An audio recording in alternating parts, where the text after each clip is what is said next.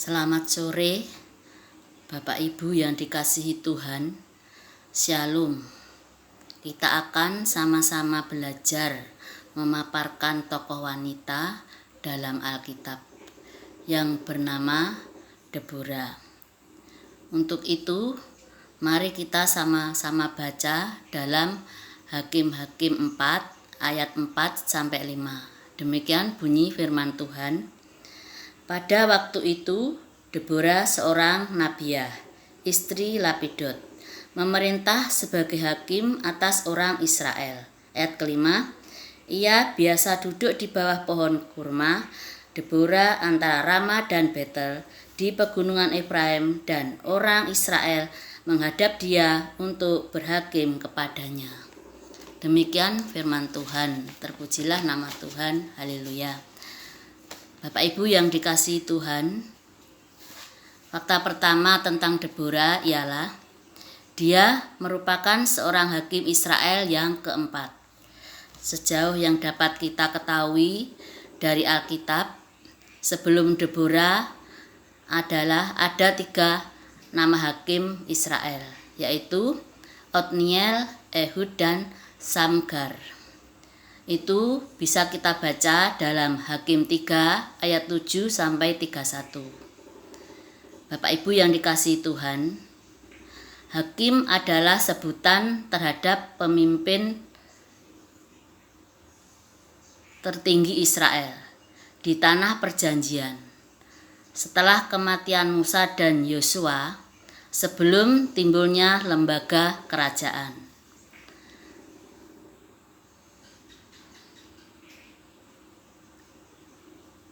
Kita pahami zaman sekarang, Bapak Ibu yang dikasihi Tuhan, fakta kedua tentang Deborah yaitu dia merupakan satu-satunya hakim Israel perempuan. Itu sangat menarik Bapak Ibu yang dikasihi Tuhan, karena pada saat itu bangsa Israel kalau sama orang perempuan dia tidak mau. Tapi Tuhan memberikan kepada Deborah untuk menjadi hakim di bangsa Israel, memerintah di dalamnya. Dan buktinya dia memerintah memberikan sikapnya yang luar biasa dan sesuai perintah Tuhan Yesus. Bapak Ibu yang dikasihi Tuhan, fakta yang ketiga tentang Deborah adalah dia seorang hakim dan juga seorang nabiah. Nabiah atau pemimpin perempuan. Dapat kita baca dalam Hakim 4 ayat yang keempat. Nabi adalah penyambung lidah Allah.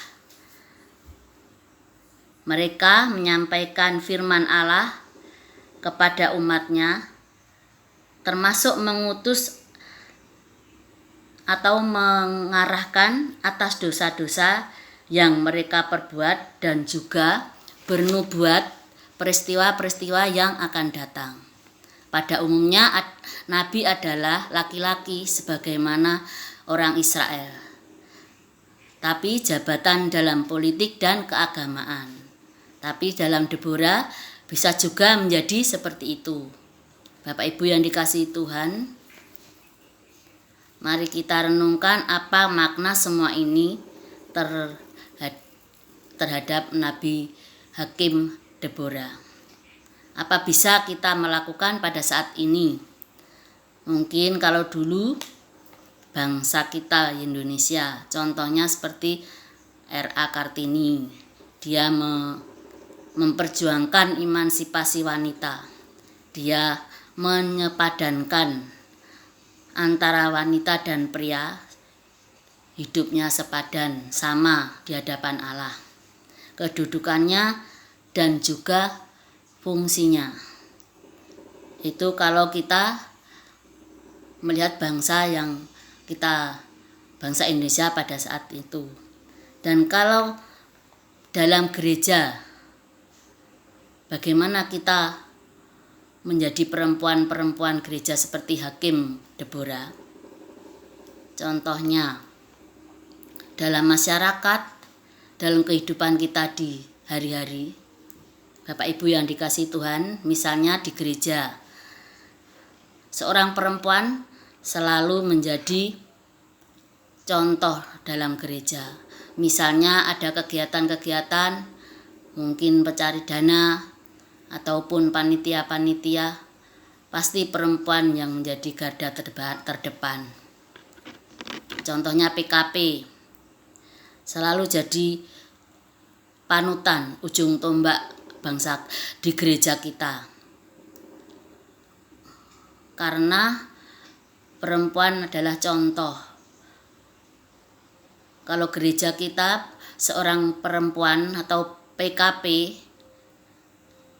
tidak aktif dalam semua kegiatan, gereja kita tidak ada apa-apanya. Bapak Ibu yang dikasihi Tuhan, contoh dalam keluarga. Perempuan atau seorang ibu menjadi panutan jadi anak-anak, dari anak-anak dan suami. Contohnya aja kalau kita mendidik anak. Kalau kita mendidik sesuai dengan firman Tuhan, anak-anak kita juga akan melakukannya sesuai dengan firman Tuhan. Apapun yang kita lakukan, pasti anak-anak kita juga akan mengikutinya, menjadi panutan bagi keluarga kita. Bapak Ibu yang dikasihi Tuhan Yesus, demikianlah firman Tuhan yang singkat ini, mudah-mudahan menjadi berkat. Tuhan Yesus memberkati. Amin.